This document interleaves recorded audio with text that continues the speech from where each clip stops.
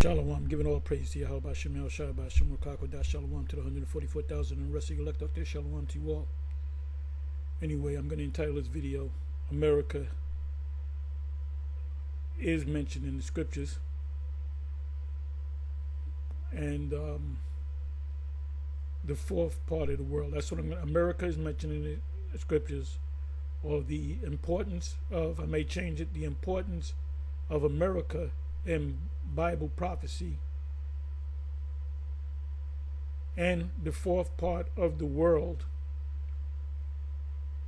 says here, the fourth part of the world, a race to the ends of the earth, to the uttermost part of the earth. I said that video that I did yesterday rather. Acts 1, and I go to that a lot. I believe that's the 8th verse. I'm not going to go to it. Yahushua said to the apostles, you shall prophesy or teach in Judea, Jerusalem, Samaria, and to the uttermost part of the earth, which is talking about America. So the focus is on America. See, Bishop Nate seems to think, well, you got to set up a school and establish it around different places around. No, the focus is right here in America. That's why the truth came out in America. Look, the truth didn't spring up in Santo Domingo. The truth didn't spring up in Bayamon, Puerto Rico. Okay? The truth didn't spring up in Columbus, Ohio. There was a reason why it sprung up in America, and in particular New York, and of all places Harlem, the Black Mecca, as some say. So it says here, the fourth part of the world, which means the earth, the race to the ends of the earth, because when the beast came into power, it went from Spain, Christopher Columbus, to America, because that's Babylon. Give me a second.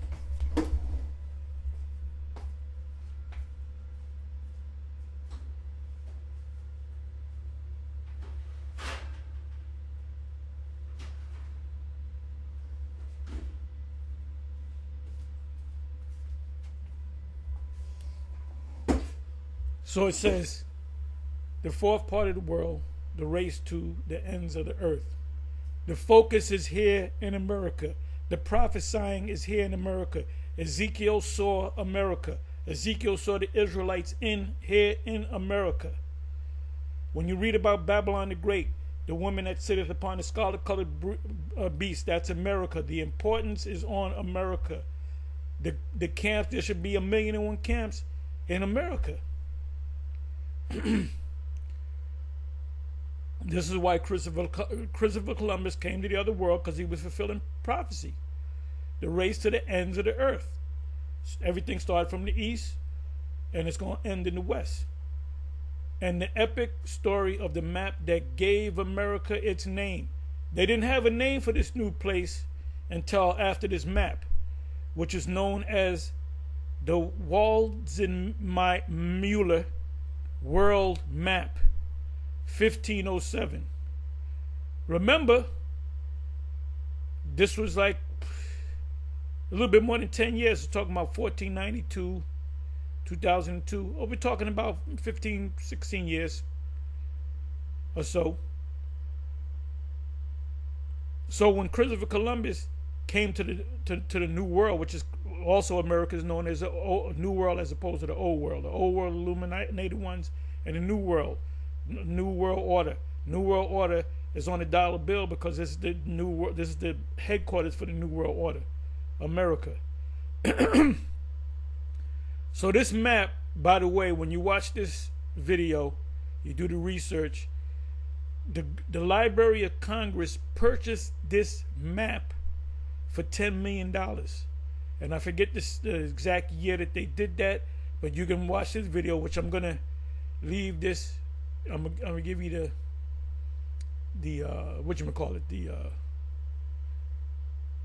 hell, what do you call that? The site, you know, the link.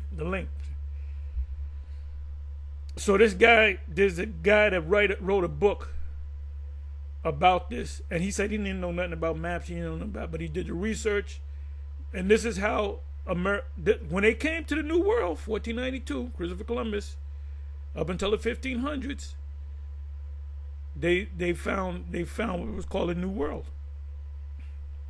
So they changed it through the years. I'm trying to kind of locate. It's a funny looking map.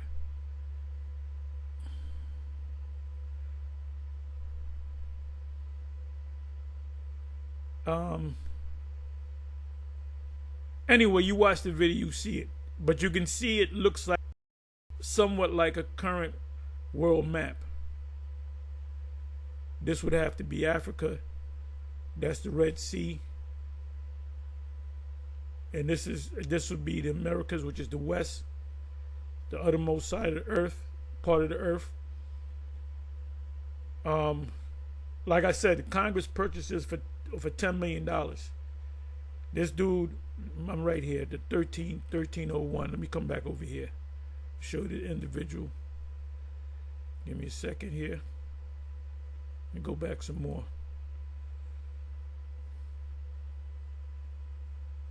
By the way, LOC.gov represents Library of Congress. Now, Eustace Mullins said that they have the information of the world history goes back about 5,000 years, which is correct. Give me a second.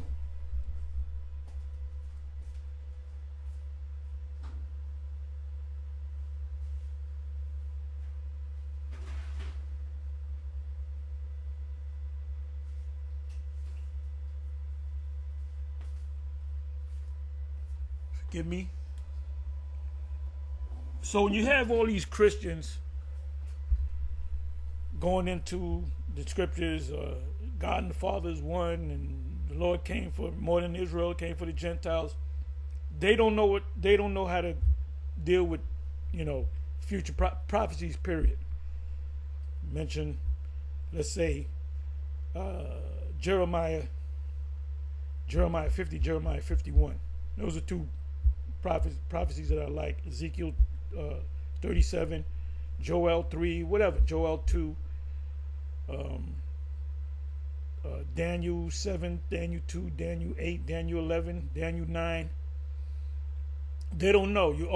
That's why anytime they have a discussion or debate, they want to go that the Most High only comes for Israel, or he comes for the whole world, and then God, the Father, the Son, are 1 and 3, or whatever, however they say it.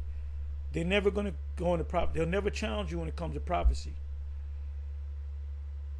And that includes this guy, whatever his name was, Wesley Huff, whatever the fuck his name is. Whatever the fuck that broke nigga's name is. Yeah, this guy, the Genesis wants to challenge the guy. Well, he can beat him. He can beat him easy if he goes into the prophecies, because Huff, whatever his name is, I guarantee you, he doesn't understand the prophecies. Ask him a simple question. Babylon the Great in the book of Revelation. What is that talking about? He's not going to come. That's America. That's America. That's America. So anyway, this is the famous map. From this map, it wasn't for this map, you wouldn't have in America. After they put the Waldseemüller map together, 1507, it says here. It says the fourth part of the world, Revelation 6, the race to the ends of the earth, and the epic story of the map that gave America its name, fulfilling prophecy. First scripture that come to mind is Revelation chapter 20.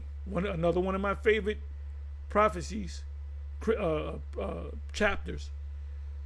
So it says the fourth part of the world, and Revelation chapter 6, it says the fourth part of earth. But it says the race to the ends of the earth. So now, let's go into this. So I went to Revelation 6, right?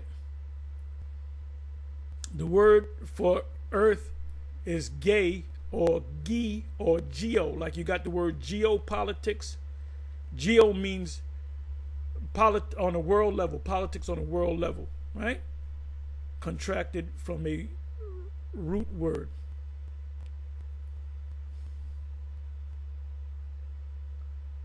So the word, it says earth, right? In Revelation 6. It can mean earth, land, ground, country, world. World and earth mean the same thing. World, earthly,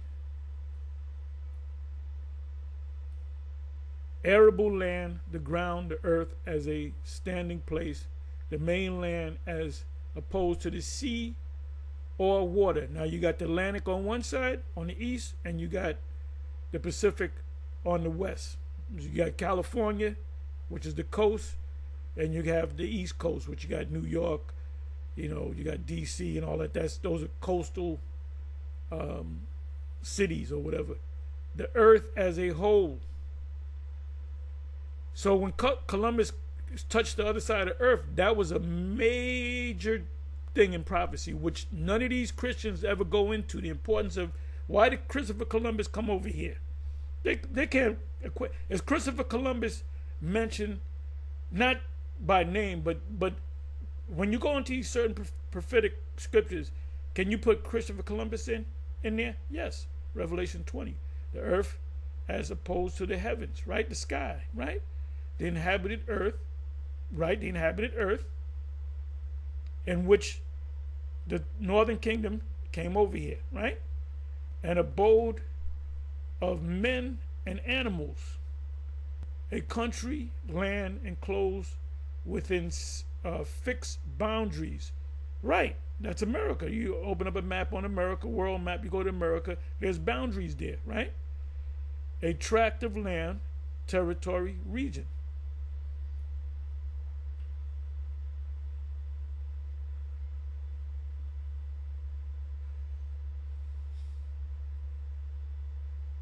So now, let's come back over here. Okay, this is the 8th verse.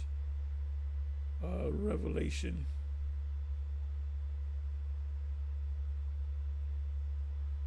Revelation 6 and 8.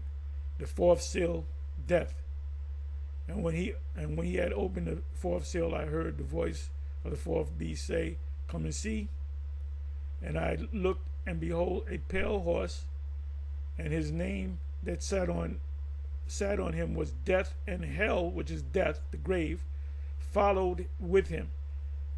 That's the time of Jacob's trouble. That's when all hell breaks loose, right?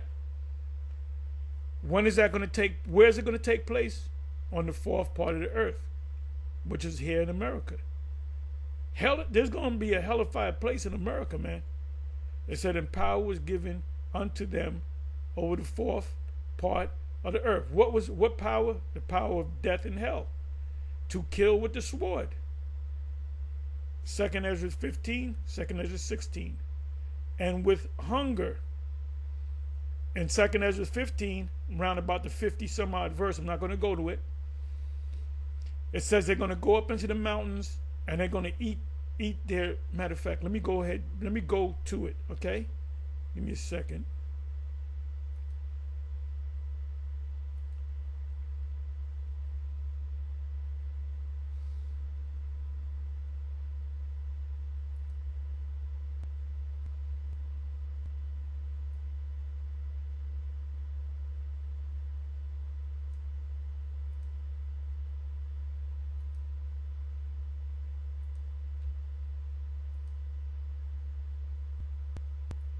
I'll go to 50. It's somewhere beyond 50.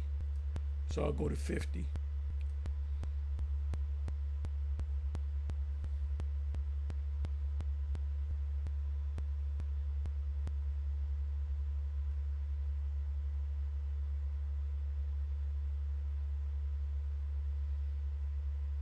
Okay, it said it will kill with the sword and with famine and with death, right? What does it say? I will send plagues upon thee. Where? America, the fourth part of earth. Widowhood, poverty, famine. Do you know how many times I see cars with clothes all in it and boxes and shit. It's a homeless person, and every time I see it, it's always an Edomite. There's a lot of Edomites that are homeless that's living in their cars. Sword and pestilence to waste thy houses with destruction and death, and the glory of the power shall be dried up as flour when the haste shall rise that is sent over thee. Thou shalt be weakened as a poor woman with stripes, and as one chastened with wounds. This place is going to be wounded, so that the mighty and what is this? Lovers shall not be able to receive thee. I'm just going to go to the point.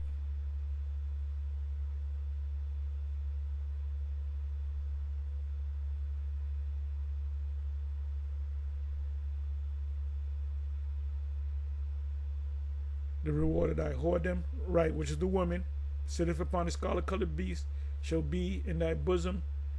Therefore shalt thou receive recompense, payback. You can get paid back because you did wrong to the sons of Israel, like as thou hast done unto my chosen, which are the elect of Israel.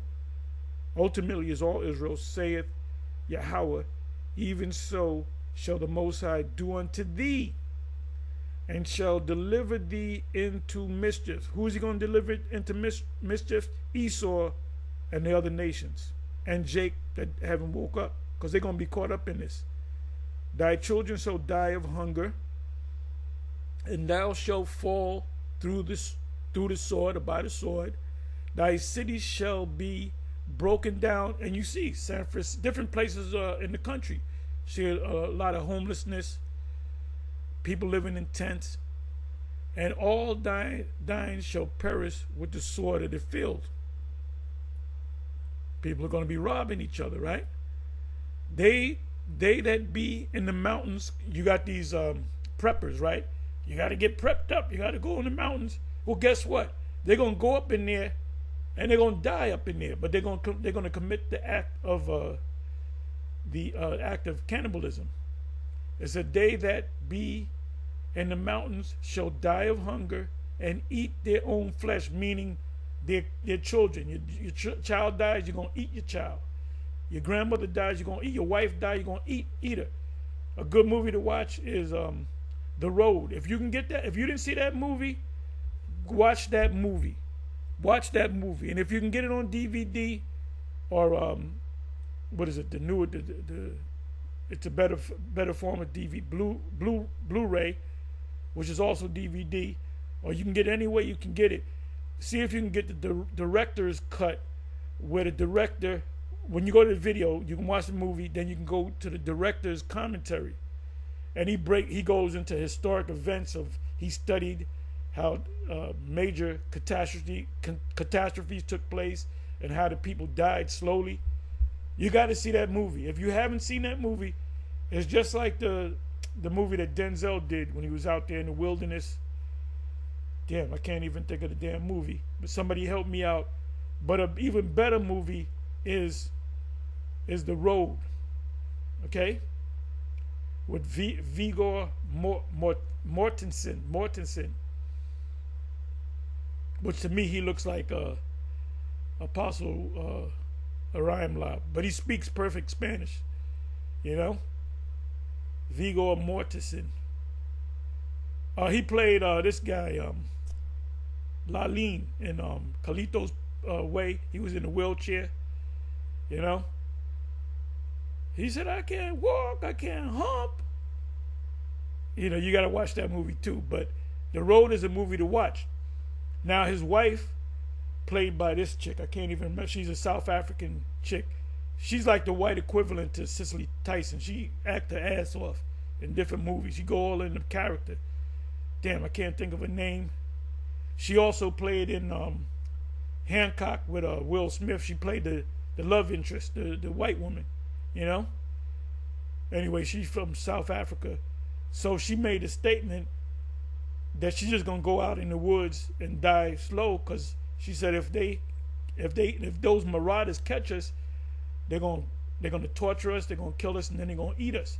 And that's what they were doing. They had marauders going out. This is all in America, going out, killing people and eating them.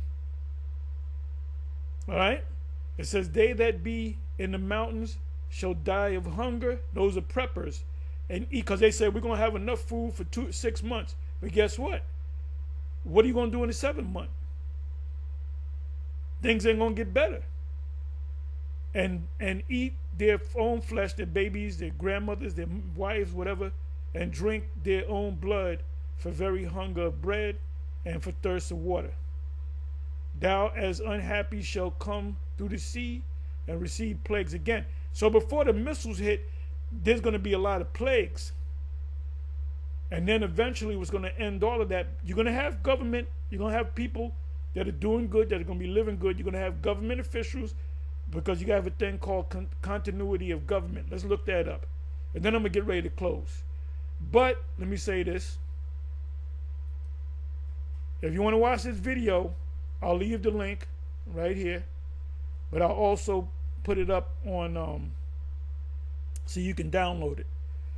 I'm going to also put it up on my Odyssey site and my Rumble site. And put the video's a little bit more than an hour long. So where did I say I was going to go? I was going to go to, bear me for a minute. I got another video that I put up that I didn't put up on YouTube yet. So this will be my second video. So in another hour or so, you'll see the other video that I did. Anyway, continuity of government, when you look it up, means when there's a major disaster, you have to maintain the government officials. So the president has to be, the president has to stay safe. The Congress, which includes House of Reps and senators, the rest of the executive branch, which is led by the president. So anybody in government, federal government, and then you have state governments that's going to have their form of continuity of government. I hate this. Let me see something. Got to open up another tab. Oh no, I found something. Wait a minute. I found a Google. Since I opened it up, let's see what's. Let's do it this way.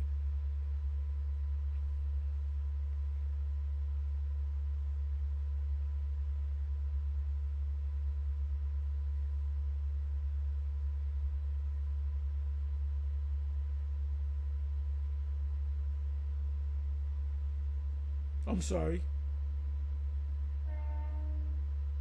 Okay, here we go.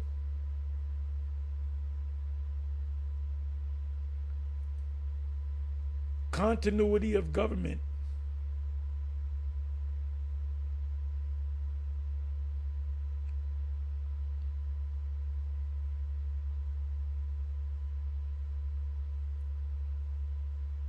They showed you that in the movie with